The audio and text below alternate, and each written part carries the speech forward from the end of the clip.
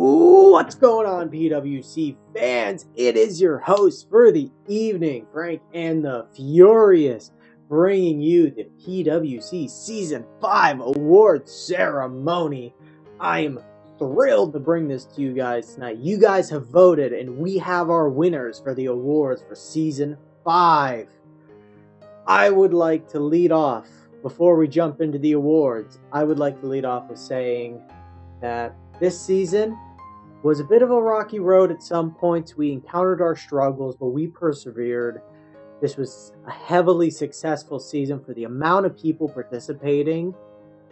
It was beyond a success. So I would like to say, first off, thank you to all the coaches. Every single coach out there who participated this season, thank you. Even if it was only for one game. Thank you for your cooperation. Thank you for playing your matches.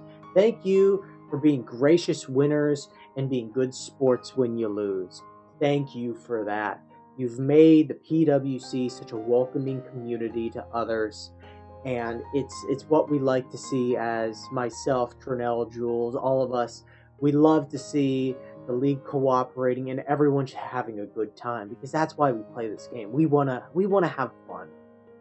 We want to have fun with this game. It's enjoyable for a reason. So thank you to the coaches for just being the best you could be this season. Thank you. And understanding our issues that we had and being flexible with us. So thank you. But I would also like to thank Trinell and Jules for doing an excellent job running this season. Well, like I said, we encountered our struggles. We persevered. And can't wait to work with you guys again next season. Season 6 is confirmed. I'm saying it now. I've confirmed it. Therefore, legitimate. Completely legitimate. But yes. So, thank you, Jules and Trinell. And yeah, that's all I have to say. Just thank you so much for your cooperation this season. Myself, Trinell, Jules, we all greatly appreciate it. We cannot give enough thanks. And I know how cliche that sounds, being like, oh, thank you for participating. No, we genuinely mean it. Thank you. Thank you for cooperating us with matches, getting them done. Thank you, personally, for me, for sending me your teams for power rankings. While power rankings had to take a back seat due to time constraints and personal reasons and other issues that arose, it was an absolute pleasure to make them. They will return next season. I do look forward to making them. And next season will be a shorter season, so it will be much easier to get them done. And hopefully I have a little bit of help too. Hopefully so. But thank you for cooperating. I don't know how much I can say right now to show my thanks to the coaches. So, let's jump into our first award of the evening, and we're going to jump into the one that defines the PWC, and that is the signature, the best signature Pokemon of the season. Leading off, we have the championship leading Turbing and Trevenants with MILOTIC, who is a staple of that defensive core. Trinell really just meshed with it. Turned out to be an excellent pickup for him and ends up winning him a championship. Doesn't lose a single game this season. MILOTIC was a big reason why. Coming up next, we have MELOTIC for the New York Metas, who I believe led the signatures in the kill chart. So, MELOTIC, definitely very threatening Mega. It was one of the major crutches on Capitor's offense. He played excellent with it this season and definitely proved its ranks as being an excellent signature in this league. And last but not least, we got the one that's kind of here, despite what I said in my post-draft power rankings. We have Alolan Marowak of the Awesome Ducks. Reckless proved me wrong with this one this season. He played excellent with Alolan Marowak. While the stat sheet may say otherwise in some areas, it was such an important background mon for him. It would get an excellent kill at the right time. It would do important things like set up rocks that turned out to be crucial. He played really well with it this season, and I will admit defeat. I was wrong here about Alolan Marowak. So those are our nominees for the Best Signature Award. And drum roll, please. You know, I could just edit in like a drum roll, but we're not going to go. And the winner is MILOTIC of the Turbingen Trevenants. Like I said, MILOTIC had an excellent season. One of the defensive core, the major pieces of the Turbingen Trevenants this season. And a major crutch of why Trenell won the championship. And we're gonna have a special guest on, coach of the Turbingen Trevenants. Trenell is here to talk about his win. Let's go to him now.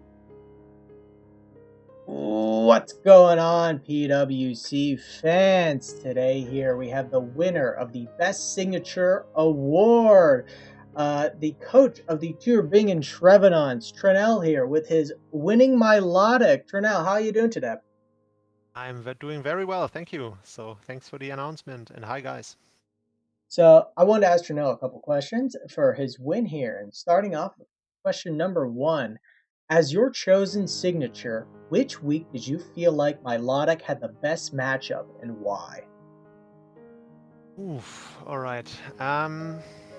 That's a tough one. I feel like I have to open the doc for that because I feel like I don't remember the entire season, but there were some matchups where it was really, really good. Like, I think it was against Jules, it was very good because that's something I remember. I remember looking at Jules' team, and he changed after the match against me, so it's not the same anymore. But back when we were playing, I remember that MILOTIC with Flame Orb pretty much shut down his entire offense, just like every single mon. And I remember thinking that, wow, that's so convenient and so lucky for me that I got to pick the signature that allows me to basically have 5 slots open to figure out now how do I break his team, like offensively, and not really having to worry about my defense because Flame Orb MILOTIC, I remember he had Mega Aerodactyl, that was definitely one mon. Then he had like Mimikyu, which I guess you could run Woodhammer on it, but I didn't really worry about Mimikyu too much because I had other mons that were good against it. He had Suicune, which obviously can't really win against a Haze MILOTIC, or at least it can't get out of hand. He had Gligar as the signature, so that's just some of the mons I remember. I think he also had Escavalier, so yeah, there were a couple of mons that MILOTIC was really good against. And yeah, there were several matchups. Also against Prof, obviously in the finals, as you guys have probably seen, it was just really good. It allowed me to basically blanket check his entire team a little bit, and yeah, really allowed me the space to figure out how to break the opponents offensively. Okay. Yeah, that I'm trying to think of the ability on MILOTIC. Marvel Scale. Yeah, Marvel Scale Yeah. is just so incredible paired with Flame Orb. And it has such massive special defense that in a lot of matchups you don't even need to really worry about it. You can slap on that Flame Orb, buff its defense, maybe throw a little bit in special defense, and it walls almost every single mon without a problem. You don't have to worry about Toxic. It's such a good mon and definitely an excellent signature for this season. I believed in my post-draft power rankings. I was very high on it being a signature. I really liked it, and it proved here as best this season. Without any doubt, the best signature that was available in the entire B tier. Just because there was not a single week where I thought, man, I wish I didn't have to bring MILOTIC this week. I would have brought it anyway, every single week. So yeah, it was just fantastic for me. I was really lucky to pick it up, honestly. And I don't want to ruin your time schedule by rambling on for like 5 minutes, but I remember another matchup now that you mentioned it, against Prof in the regular season. I remember that he had a team that pretty much lost to substitute MILOTIC because the only way for him to beat it really was, if it was specially defensive, was by Toxic. And all the stuff that Toxic it was slower than MILOTIC because I expected him to bring defensive Arcanine. And that was the reason I ran speed on MILOTIC, enough to outspeed Arcanine, which is like maybe 100 EVs in speed or something, and the rest in HP and special defense. So it would wall Florges, it would wall the other stupid defensive mon that Prof which was Vespiquen, and also Arcanine, obviously. If they can't Toxic it, they can't really do anything against it, and he had no good switch-ins to Scald, really. Like everything, or to the combination of Scald and Toxic. I think the set was Substitute, Scald, Toxic, because he also had, what's the other thing called? The jellyfish, ghost jellyfish? Jellicent. Jellicent, yeah. So basically, MILOTIC was faster than all his defense and able to set up a Substitute against all the defense. And then after you set up the Substitute, you could Scald the entire offense, which doesn't have recovery and risks the burn.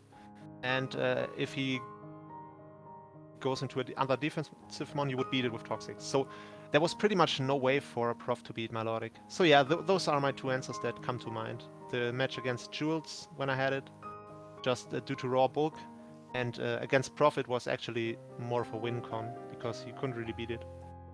So that actually kind of leads into my second question of which MILOTIC set was your favorite during this season? All right. And I think I know what it is. Yeah, you're probably guessing right, because there was one match where actually against Gil where I ran a Scarf MILOTIC. And obviously that was really fun for me, because against Gil, it was the case that he built a really defensive team, and the little offense that he did have was not really for MILOTIC to wall necessarily. It wasn't really necessary. I had other stuff that could wall it.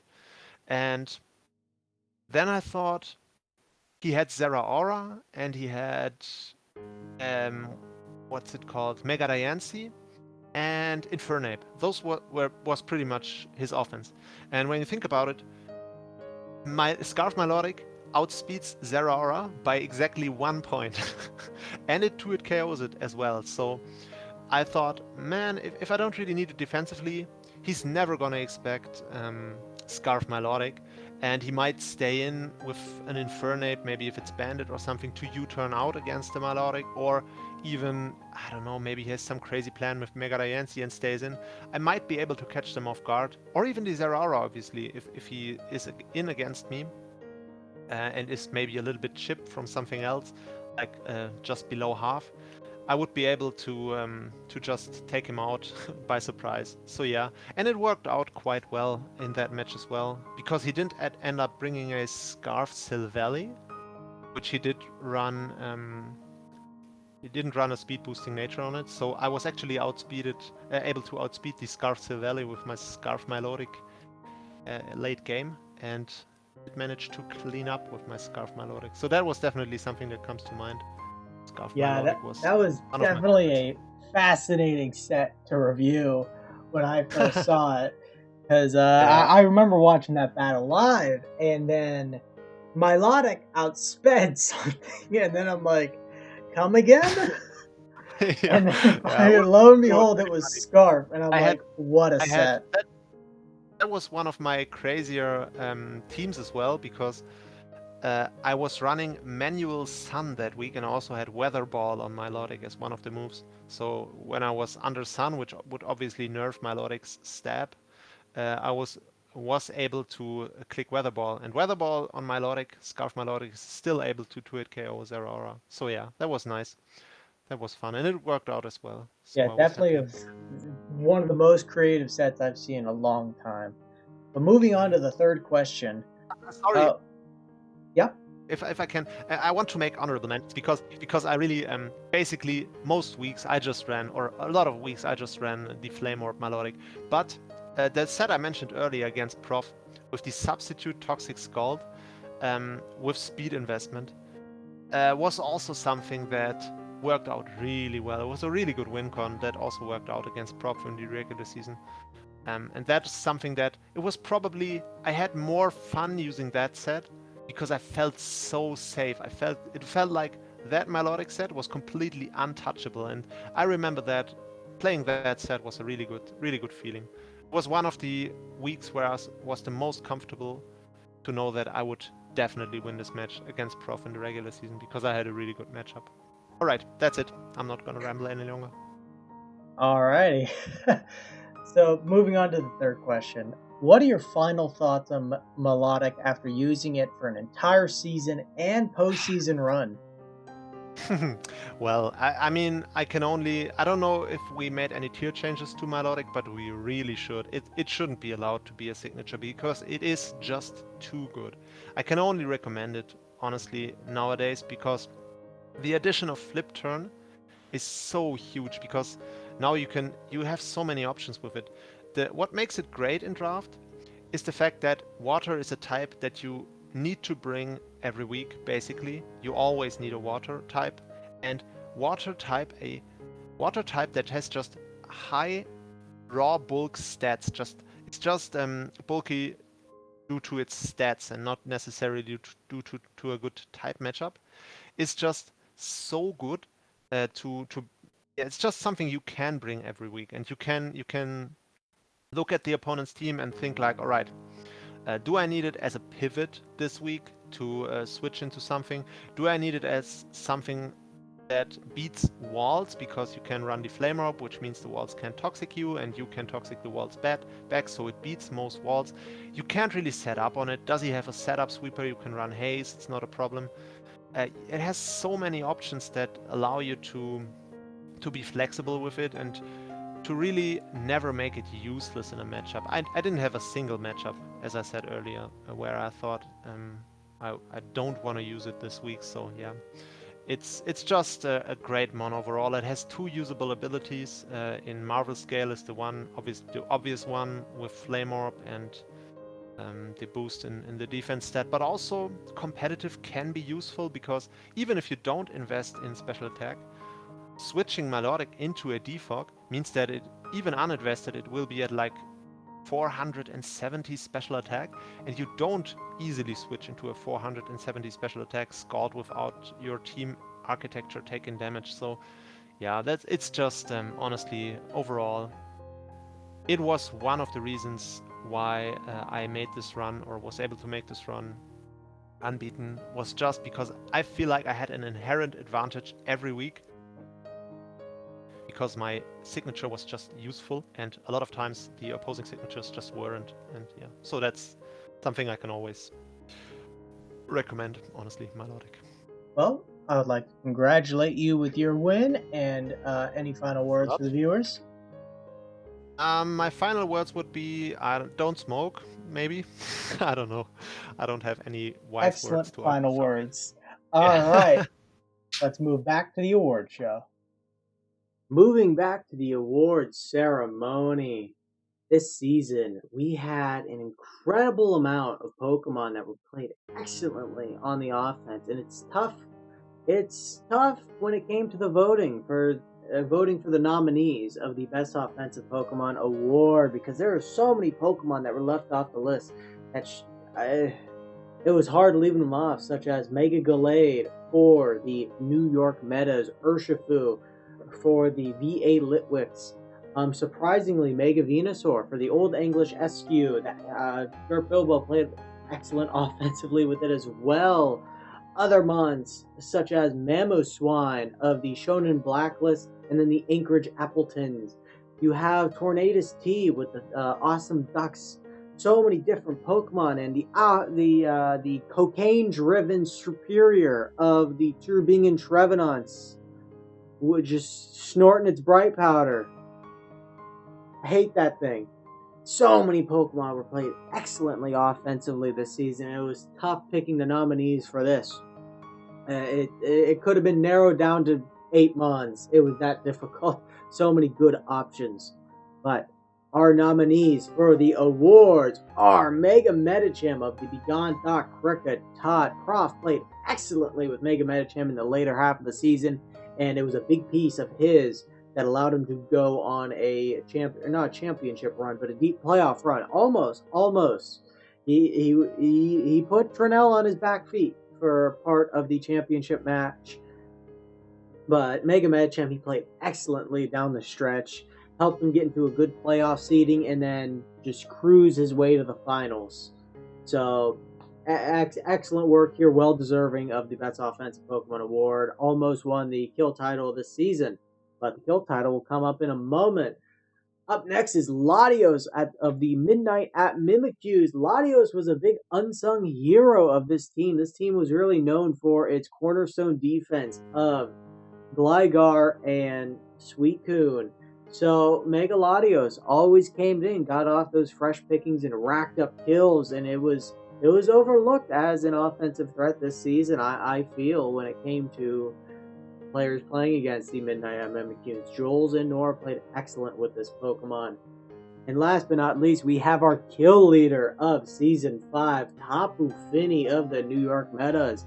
Tapu Fini was incredible for the New York Metas this season. Coach Capital really meshed with the Pokemon well, and it was a big crutch of his offense. Nights where Fini didn't play excellent, you saw on the score sheet. But when Tapu Fini was on its game, then Capital cruised to wins and helped him get to a good record, but sadly with a first round exit in the playoffs. So our winner is, I'm actually not going to slam my desk again for the drum roll. I'm just going to do Mega MEDICHAM of the Begone Thought Cricket Tot. Well deserving of this award. It had a late season push to be the kill leader, coming up just shy. If it could have just gotten one or two more, it could have either tied or taken the title for its own. But Mega MEDICHAM was excellent this season. Prof played it to its near full potential. And speaking of Prof, he has joined us for an interview today on his Mega MEDICHAM. Let's go to him now.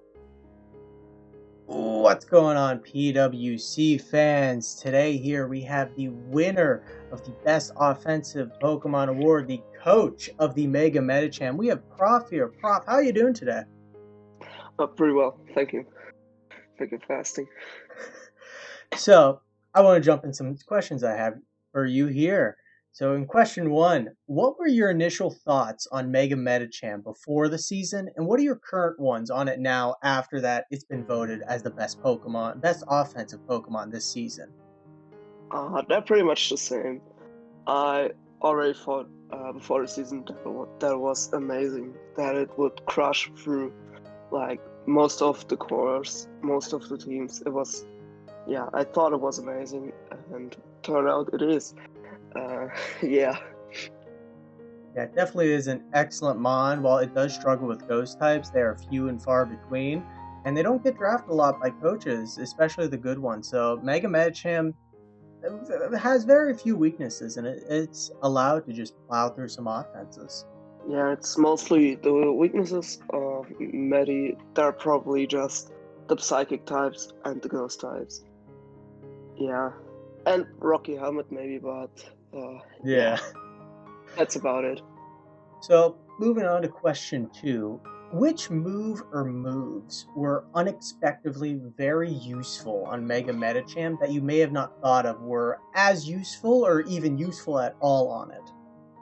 Yeah, that's a good question. So most of the times I just ran a combination out of high jump kick, bullet punch, fake out, and ice punch, fire punch, or T-punch. And yeah, I think there are 2 moves. The first one would be Drain Punch. I was like, yeah, I don't need Drain Punch. I'll just go in with the high jump kick and kill everything. But Drain Punch is pretty good, especially due to the fact that it's 100% accuracy move. That is pretty good for Medi. And the other, I didn't use it, but I wanted to, and that was Role Play. I wanted to use it against Jules Mega Sableye, so it couldn't burn me, but yeah, sadly it didn't come in the next round. Well, roleplay, that is fascinating. I wish I would have got to see that. That's pretty neat, actually.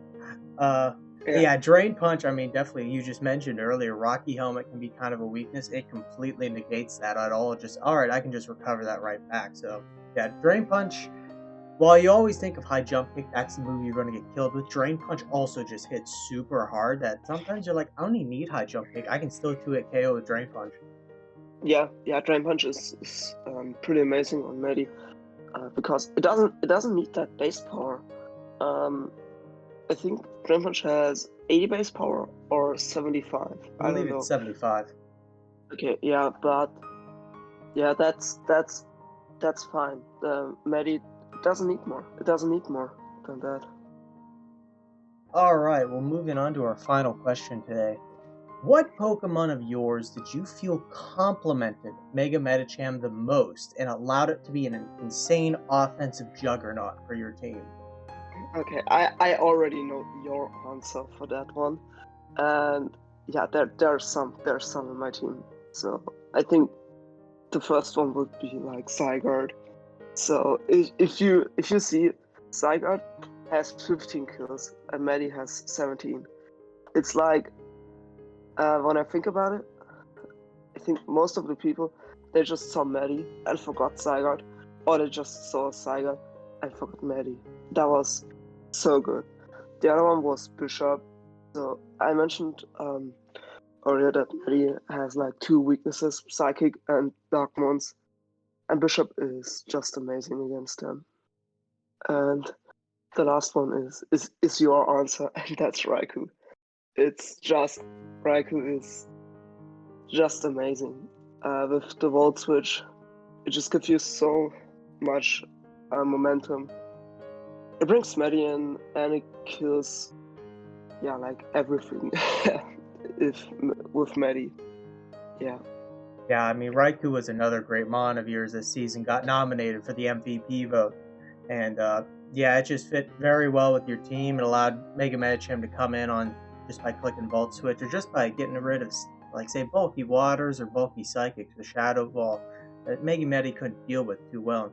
Zygarde, along with Mega Medicham, you started having a good run with it near the end of the season. And Bisharp, I don't believe Bisharp came to too many matches, but the matches you brought it to, you know what? I did eat my words a little bit. You played well with it, and I was glad to see, because I do like Bisharp as a mon. Yeah, I think Bishop, it was underrated, but it just got it. It just got it, and it was perfect for this team. Well, congratulations for winning the Best Offensive Pokemon Award, and I would like to thank you for joining me today for this. Yeah, sure, no problem. With the Best Offensive Pokemon Award all wrapped up, it seems only logical to now move into the Best Defensive Pokemon Award. And this season, defense was the name of the game for some teams. We talk about the headache that Gligar and Suicune gave other teams from the Midnight at Mimikyus. We can talk about the Chansey Mega Venusaur core from the Old English SU, played really well with them, Coach Gurf Bilbo. And of course, you can't go this without mentioning the absolute stall team that Gil brought with the FC Victini Pilsen, with the likes of Clefable, Skarmory, Blissey, Alolan Muck, and Quagsire. The defense was the name of the game for some teams, so let's see our nominees for the Best Defensive Pokemon of Season 5. Leading off, we got Mega Venusaur of the Old English SU. Coach Gert Bilbo played excellently with his Mega Pick this season and ended up having more kills than deaths this season. Excellent KD for a mon that's mainly looked at for defense, but Gert Bilbo played excellent offensive as well with it as well. Moving on to Suicune of the Midnight at Mimikyus. One piece of that incredible defensive core of Suicune and Gligar, the Midnight at Mimikyus. Coach Jules played excellent with this core, and I couldn't see him making the playoffs, getting the record that he did without this Pokemon. He played incredible. I've said that word way too much already. And last but not least, we have the championship winning MILOTIC of the Turbingen Trevenants, who's already won the Best Signature Award of the night. Can MILOTIC take two? Let's find out. Drum roll, please.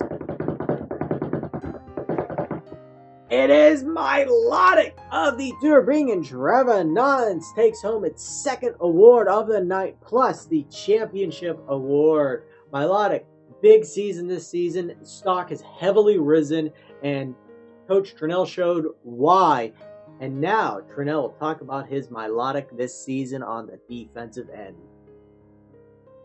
Welcome back, PWC fans. We are now here back with the same coach who won the Best Signature Award, Trinell, coach of the Turbingen Trevenants, which is with his winner, MILOTIC, of the Best Defensive Pokemon Award. Trinell, still doing good today?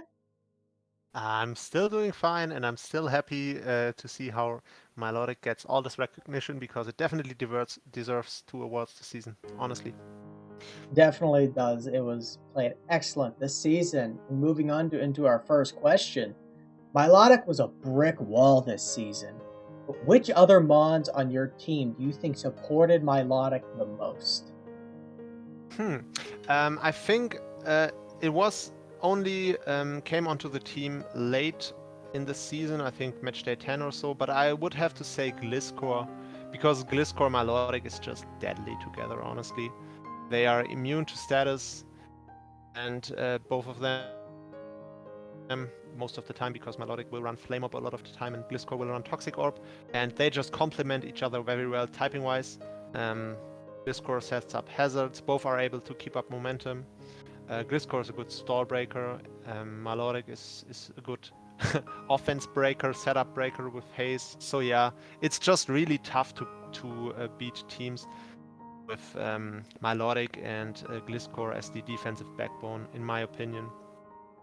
Okay. I could name other things, like Porygon 2 was also a very good partner, especially early season.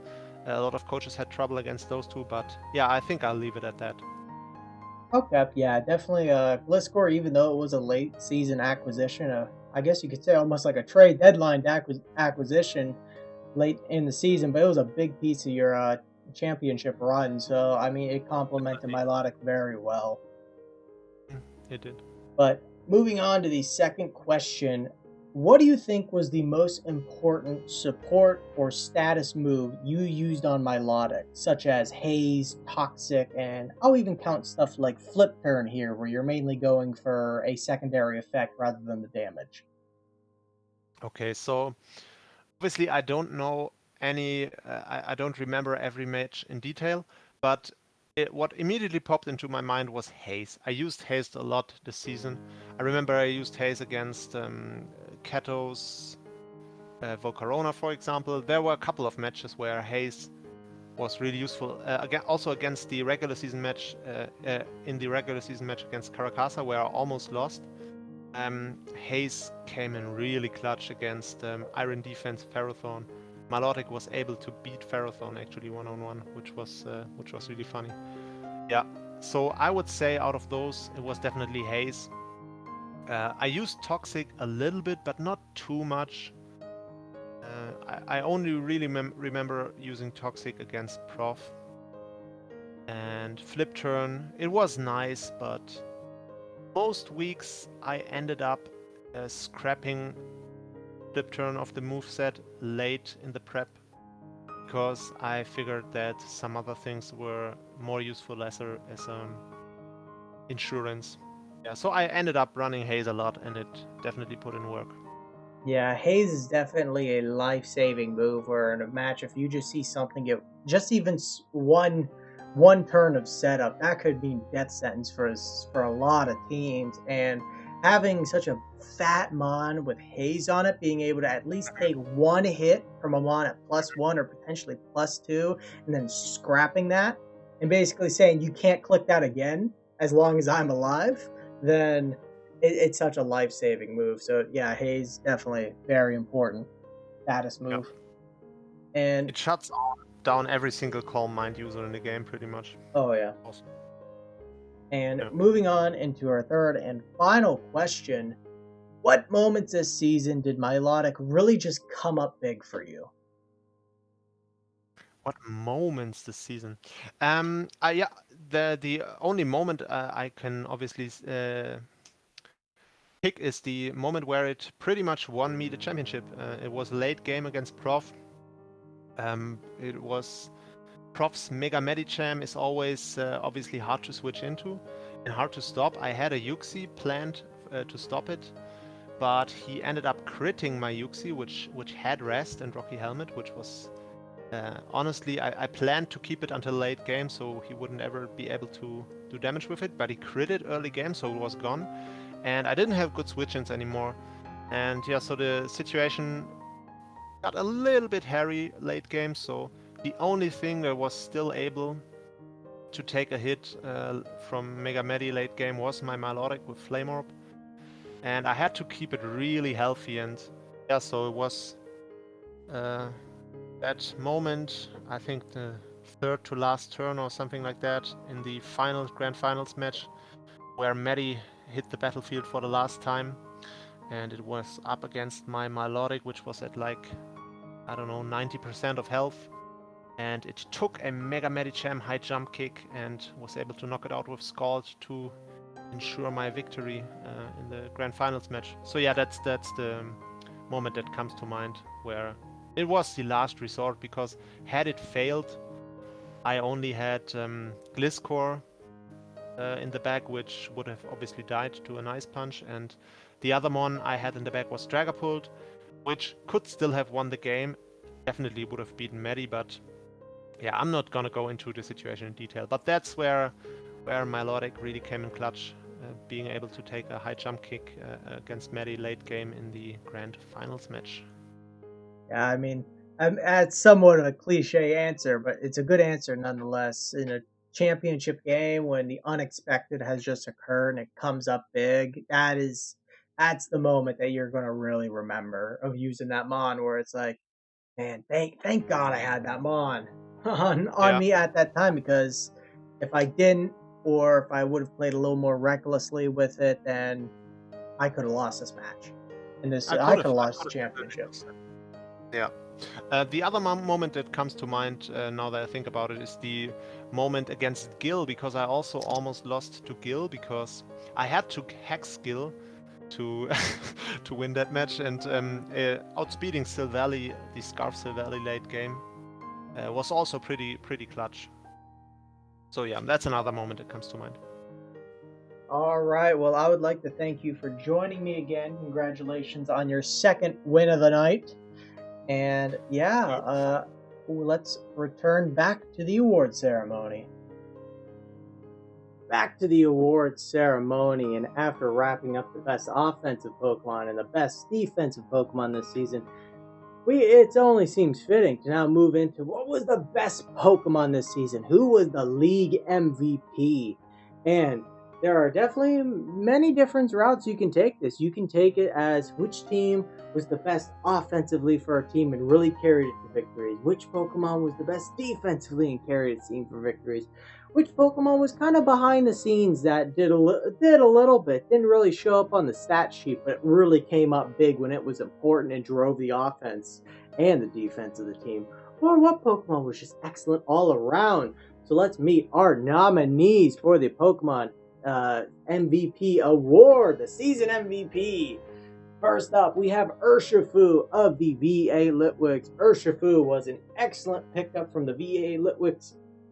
Coach KW Dog used it effectively. It was a driving force of his offense. He was excellent with this Pokemon this season. Cannot give it any further praise. Such a massive threat, and he capitalized with it on key situations. Up next, we have Tapu Fini, who led the league in kills. And like I said before, best offensive Pokemon.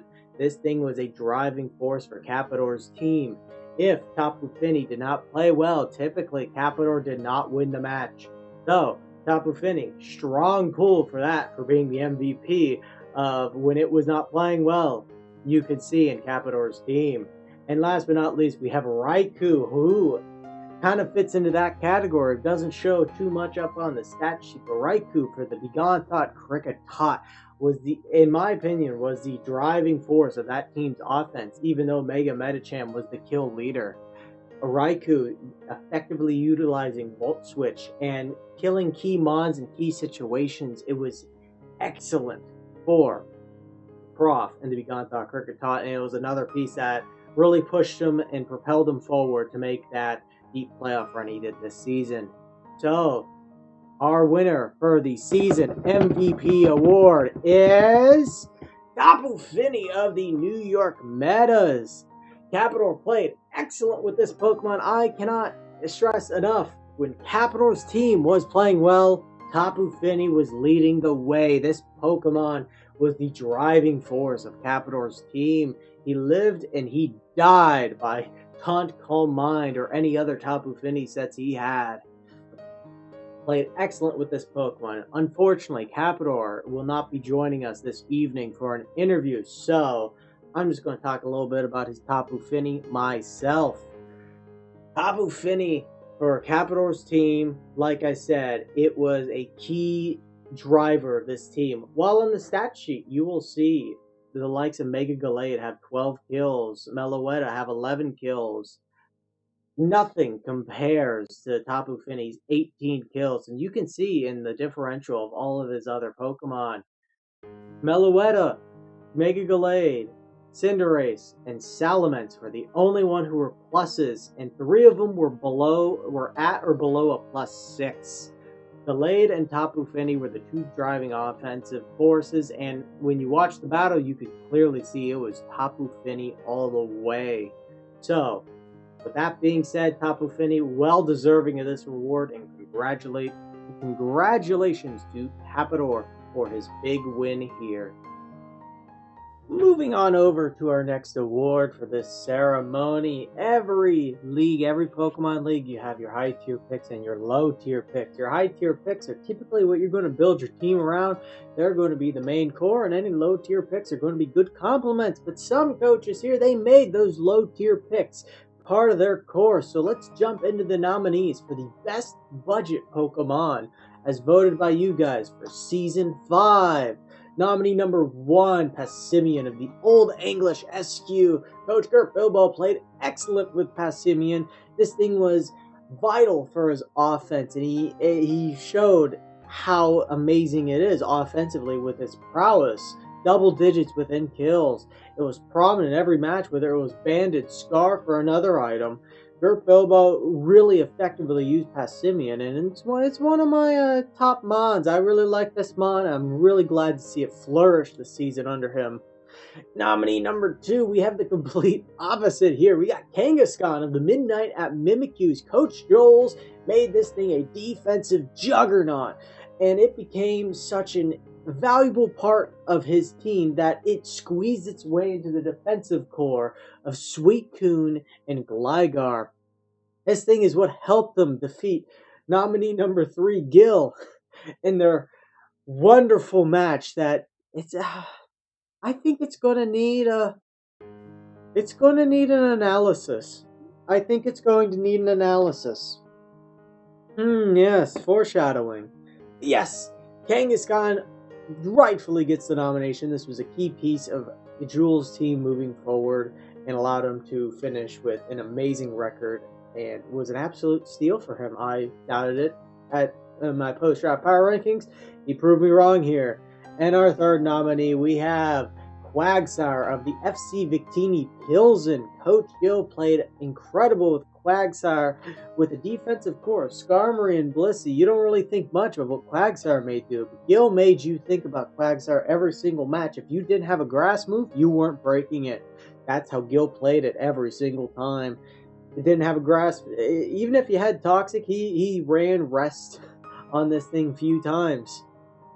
So he made Quagsire a defensive cornerstone of this team where it could have been overshadowed by any others.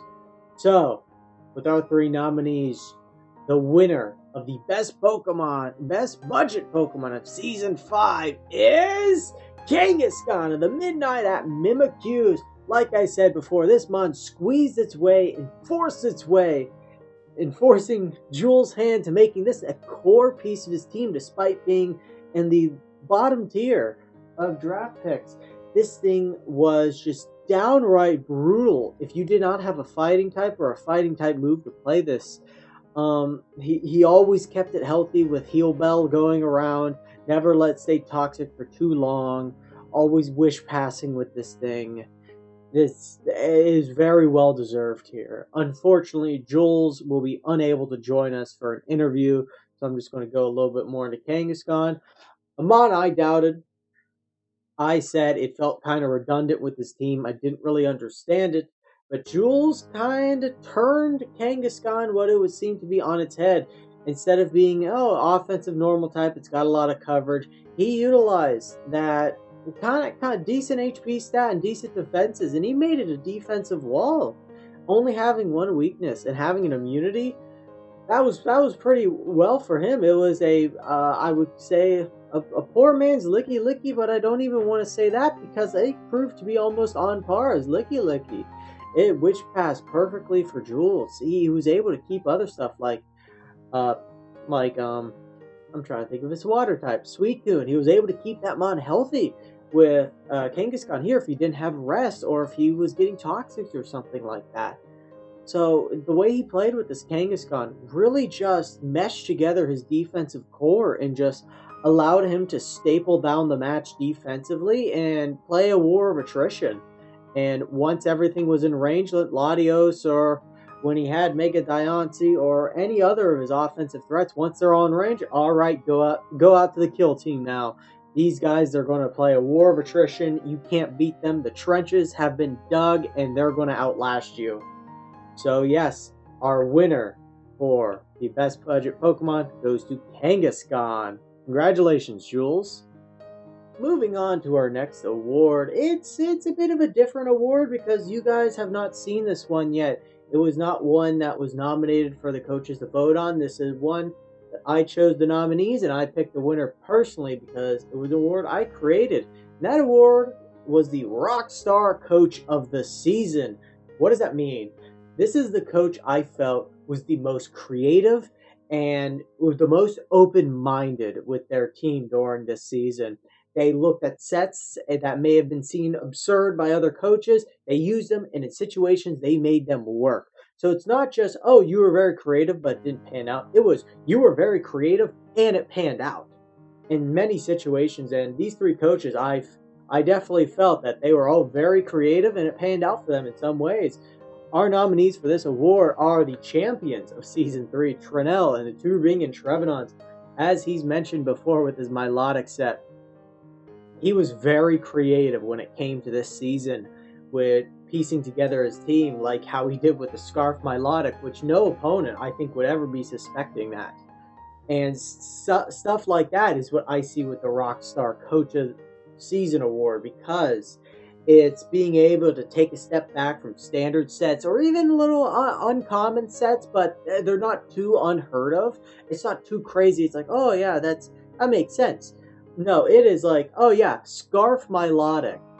Or nominee number 2, or it's saying, what about a choice banded Sylveon with Keto and the Empoleon Conquerors? Keto was the inspiration for this award.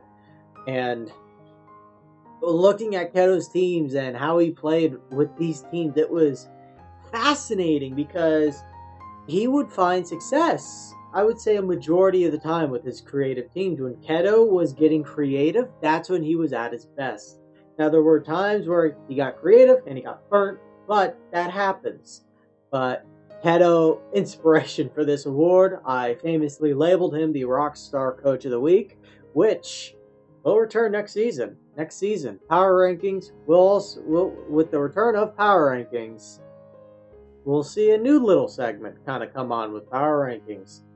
Or maybe on its own. We'll see. That's still in the works. But our third nominee was Coach Reckless and the Awesome Ducks. Reckless, the main reason I felt he got this award was his play with Mew. Mew is a Pokemon where you can just completely get funneled into playing a defensive set with Willow, Roost, Defog, Rocks, Knock, stuff like that. But Reckless every week looked at Mew and he said, alright, what can I specifically gear this thing to do to blast a hole through your team? What can I do that? What can I do to set up for Diggersby, to set up for Tornadus T, to now finish out this match? And Mew was a cornerstone of this team. He played excellent with it. He did not get stuck into that mindset of, it takes a hit. We're going to make it that. He was very creative with that Pokemon. And that's not to say he wasn't creative with others, too. He was very creative with his team, but Mew was just the one who really stuck out. So those are my 3 nominees for the Rockstar Coach Award, and the winner for the Rockstar Coach Award is HETO of the Empoleon Conquerors, and I don't think that's too big of a surprise. He was the inspiration for this award. And thankfully, the man, the myth, the legend himself will be joining us for an enjoyable interview that I can't wait to share with you guys now. What's going on, PWC fans? Glad to see you all today, and glad to see our winner of the Rockstar Coach Award of Season 5. I'm here with HETO. HETO, thank you for joining us today. Yeah, thank you for inviting. So, I wanted to get into the questions here. We got a couple questions here. I wanted to test HETO's brain to see what made him the Rockstar Coach of this season. HETO, what was your favorite set or play that you felt shouldn't have worked, yet it did? Yeah, definitely my Empoleon set from the last match day against Pippa. There I run a fully offensive Empoleon with liquidation, power trip, agility, and sword stance, and the weakness policy as an item. So yeah, I wanted to play this particular set since 8 years, but never saw an opportunity to get it work. And yeah, Pippa has Sidesmithode and Corviknight, so both of them are able to trigger the weakness policy without killing my Empoleon. So I thought, okay, why not? Let's try it. I have no opportunity to get to the higher ranks, and I'm far enough from the lower ranks, so I'm not able to go to League 2. So yeah, why not?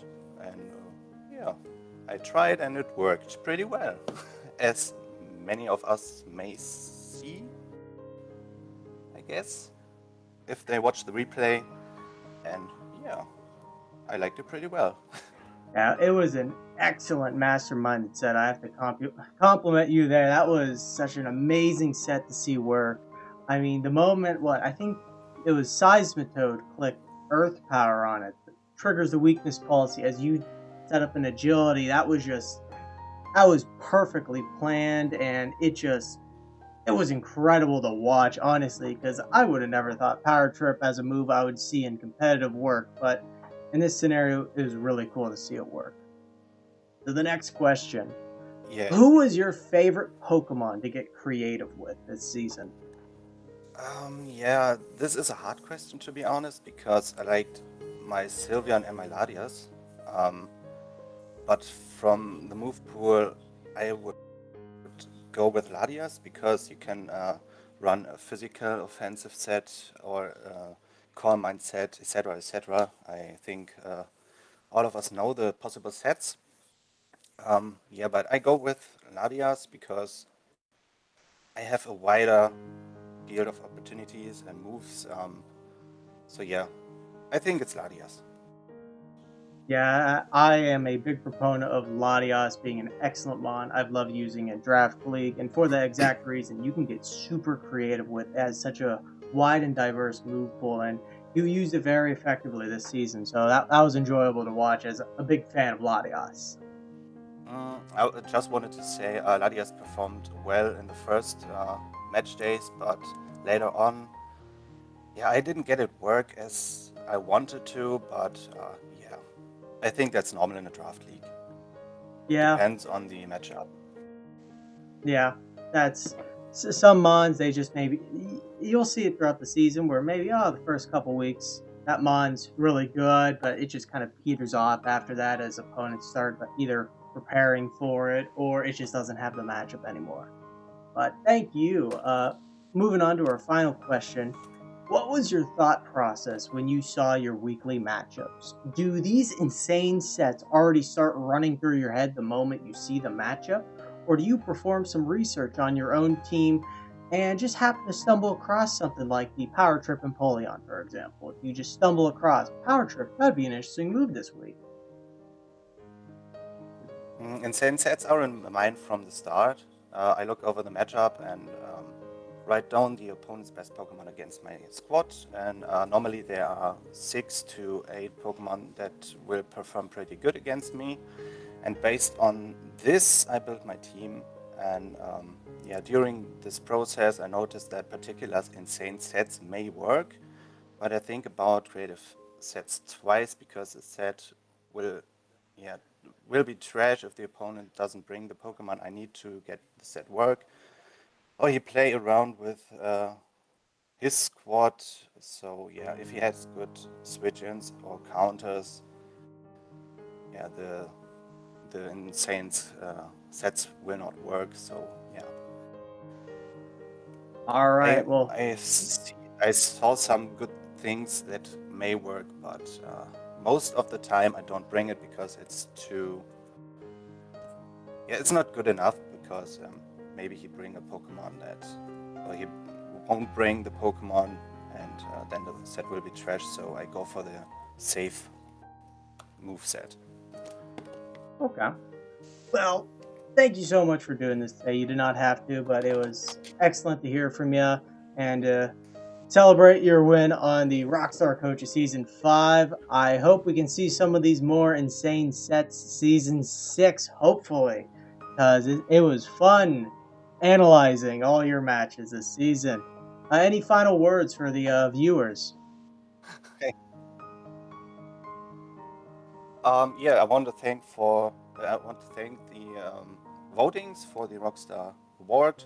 I didn't expect to get it, to be honest, but yeah, I feel comfortable with. And I'm pretty sure next season you'll see some insane set as well as this season. Maybe better ones. Well, that's excellent to hear. Thank you for joining me today. And finally, we have our last award of the evening. It's been great with you guys. And this award is about you guys as a whole, the coaches who played this season and really just played your heart out in a lot of scenarios and gave it your all.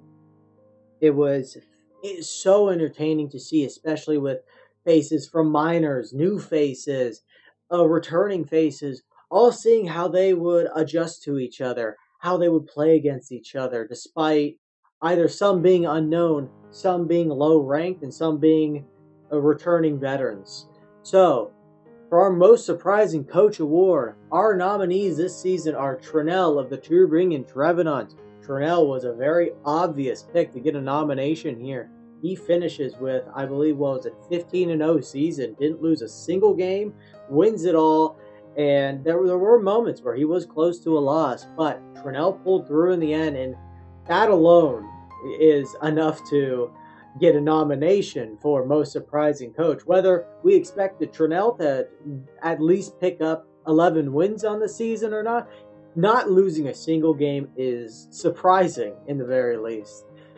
Nominee number 2 is Gert Bilbo. Gert Bilbo comes up from the minors last season, and while someone who has been in the competitive format for a fair bit, Gert Bilbo is still relatively a little new to draft format, so the fact he had an amazing season as did, sadly misses out on the postseason at the very end, but I would say a little to no fault of his own. He played incredible, and it was a tough race. There were so many good coaches this season, and sadly Gert Bilbo was left out, but he did play excellent, and I have to compliment his play this season, and it being, I believe, only his second or third league, so another surprising coach award. And nomination number 3, Capidor of the New York Metas. Capidor was a newcomer to this league, actually, and we didn't know what to expect, obviously, from newcomers, and we saw in his trial games he didn't really play too well, so he was on the verge of being minors and seniors, if I remember correctly, but no one expected this. First off, he drafts an incredible team, which I absolutely adored, and then plays amazing this season, ends up squeaking into playoffs, but sadly can't get it done when it counted. But that happens. Only one person can win it all in playoffs. But Capital, the one thing that also adds him to here is, while he had Pokemon like Melmetal and Pokemon like Cinderace, he didn't rely on those Pokemon. He was creative with how he built around his team. While Tapu Fini, he kind of played the same standard sets, not for other Pokemon. Melmetal, I believe, was ran differently so many different times. And while it doesn't look good on the stat sheet, it was still kind of a big mon for him. And just so many other mons around his team that really just you wouldn't look at with an average coach and say, oh, you would look at the stat sheet, maybe didn't think they do well, and you'd think he was an average coach, and then you would watch the match, and then you would see, so this is why this mon's more important. Capital was the epitome of that for a lot of the Pokemon this season. So, with enough further ado, the winner of our last award of the evening is Coach Trinell of the Tübingen Trevenants. Like I said, Trinell goes 15-0 this season. Some of his matches where he just manhandles his opponents. Absolutely incredible and phenomenal for what he has done, and I believe made PWC history with an undefeated season, or at least gaining 15 straight wins. That is impressive in its own. 15 weeks in a row, Trinell was on his game. That is as an incredible feat of its own. And as his third award of the night, we'll get to see him in his third interview and last of the evening. Let's move on to that now. What's going on, PWC fans? And tonight we have the winner of our final award, who funny enough was the winner of our first award of the night. Trinell, coach of the Tübingen Trevenants, has won the Most Surprising Coach Award. Trinell, I bet you're having a great night. You got 2 wins already in the bag, and you just added your third. Yes, you are absolutely correct. Even though Germany did play a terrible European Championship, so that's a little bit sad. But other than that, I'm very good. Well, don't worry, England lost, so everyone's happy. That's so true. So, question 1. You are correct. Question 1. Tell us a little bit about your Pokemon career and how have you gotten to this point? Okay. Sure. Yeah, so my Pokemon career, if you will call it that, started back in Gen 6 on a little German forum called Bisa Fans, and that's where I started playing competitive. I used to just play regular singles tournaments with random weekly changing teams on there, and it was just a lot of fun for me. I fell in love with the game, and I did that for about maybe 2 years. Pretty much most of Gen 6 I played on there, and when Gen 7 came along, I took a break because I didn't like the Z-move mechanic, and yeah, it was just not my thing, honestly, overall, Gen 7, so I never ever played a single Gen 7 game competitive, because I did hate them, the Z-moves that badly. And then, after this break, which was like maybe 3-4 years, I stumbled, when I checked this old little German forum, I saw a thread of Jules, funnily enough, advertising for his league on Discord, and I was like, I haven't played for so long, let's check this out, it might be fun. And yeah, so this is how I came here into this server, and so this server was my first draft league I ever played. I ended up signing up for the Season 4 of PWC, which was my first draft league ever. And I had a lot of fun with it. I started in the Beginners League. Had a good run there in the regular season pretty much. Completely got smacked in playoffs by KW Dog, who was also in Seniors League this season. And yeah, so from then on, I joined a couple of other leagues and quickly found my groove back from way back when in Gen 6. And yeah, this is how I came here. And This was my second PWC season, and I got revenge for the season before that, which I didn't win. So yeah, this is my Pokemon story, basically. Well, that is a quick story of success in a way, immediately coming into Draft League and just dominating from the start. You made playoffs your first ever Draft League season, and then the next season, you advance all the way up to the Majors division, and you win the championship. So that is definitely a success story right there, a very quick success. So, as I said, I played in Gen 6 for a couple of years, so it was not like I was a newbie. yeah. So moving on. Yeah. Oh, you can go. No, I was just gonna say I was never that self-conscious about my ability in Pokemon, because I was also quite successful back in the day when I was playing at this forum. There were some of the coaches that were also participating in the World Championships, and actually I have a positive record against the German champion from that time. So yeah, I was never too self-conscious about my ability. So, and it was not like I was a newbie. Well, that's definitely a little thing to, little badge to have on your belt there. A winning record against a German champion in Pokemon. Yeah, So I mean, that's that's a little bit of bragging rights there. It's not like I played him a lot of times, but we played 3 times and I was 2-1. Well, that is really cool. Moving on to the second question. What was your greatest challenge as a coach? My greatest challenge as a coach? What comes to mind is my first finals back when I was playing at this forum I was talking about. I was so nervous when there was like 2015, I think.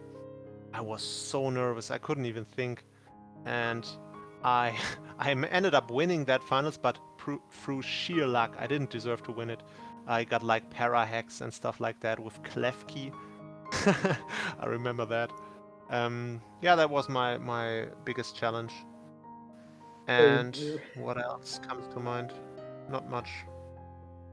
So your biggest challenge was a finals win.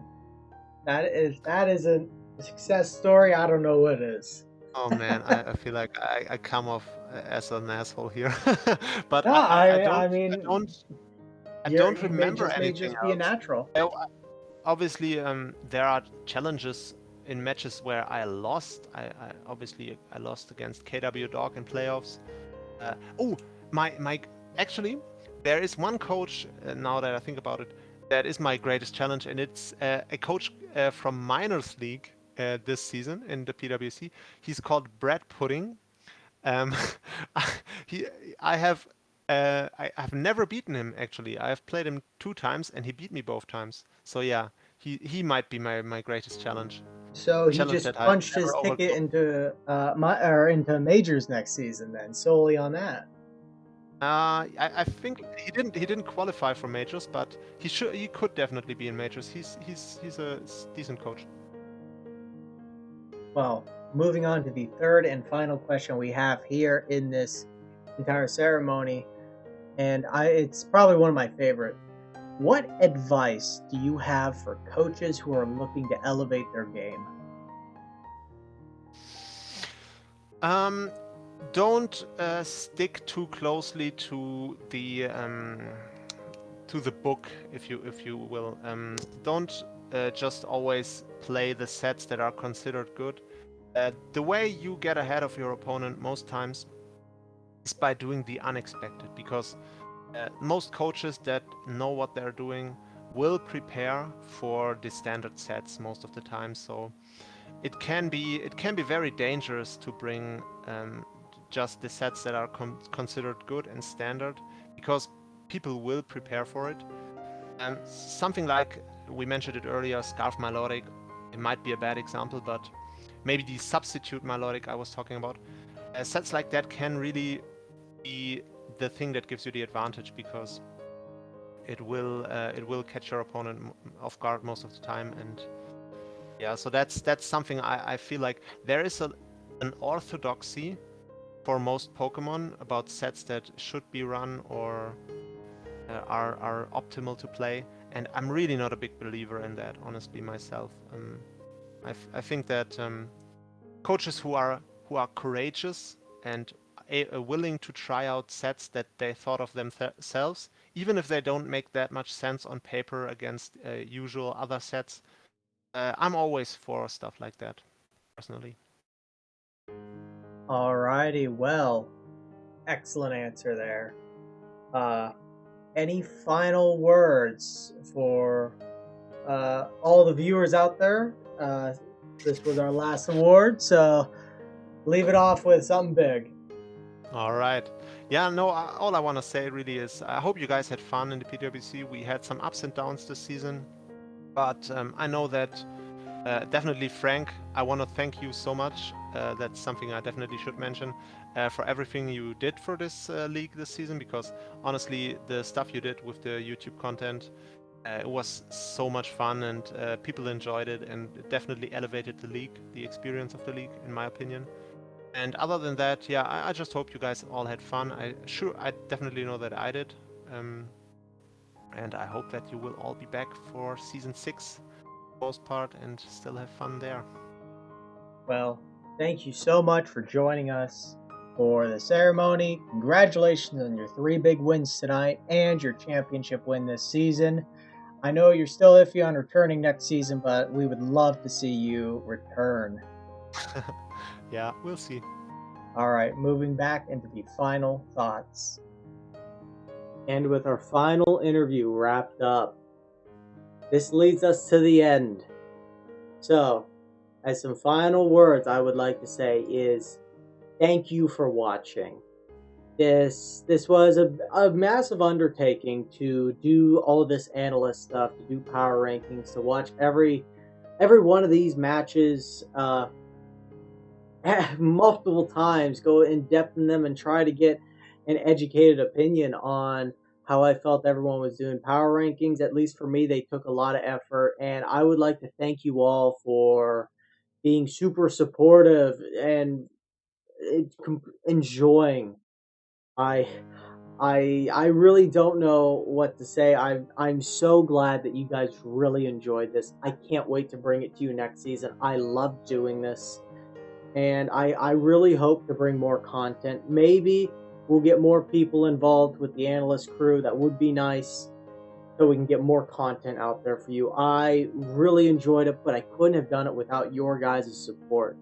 So thank you so much for honestly help keeping me going, because without everyone being like, we're power rankings, we really want to see you, we love them, I may have just done post-draft in mid-season, but by week 2, I'm too far deep. And everyone's like, we're power rankings, we love them, we love this. It kept me going, and it takes a lot of effort, but it's effort that I was glad that I was doing. So thank you so much for what you've done this season, all you guys. But I would like to wish you all a good evening. Take care, and last but not least, get hyped for Season 6. I will catch you all again around then.